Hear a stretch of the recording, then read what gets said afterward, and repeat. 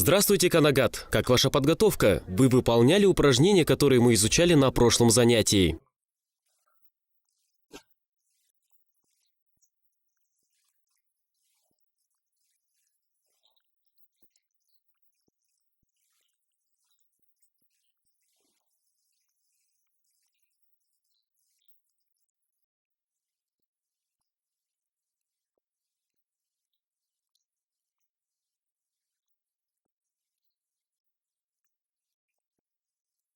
Сегодня мы познакомимся с казахской народной песней, она называется «Ерке май». Особенность этого произведения в том, что на нижней струне мы играем основную мелодию, но большим пальцем мы затрагиваем и верхнюю струну. Сейчас я сыграю, а потом попробуйте вы.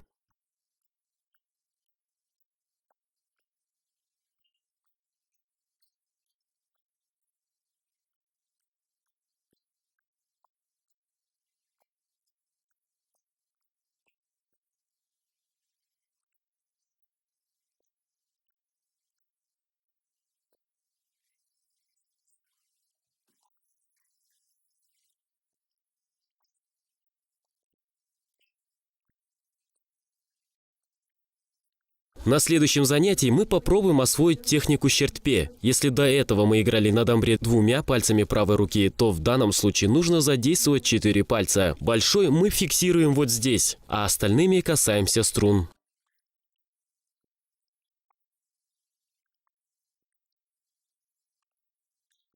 А движение вверх делаем указательным пальцем.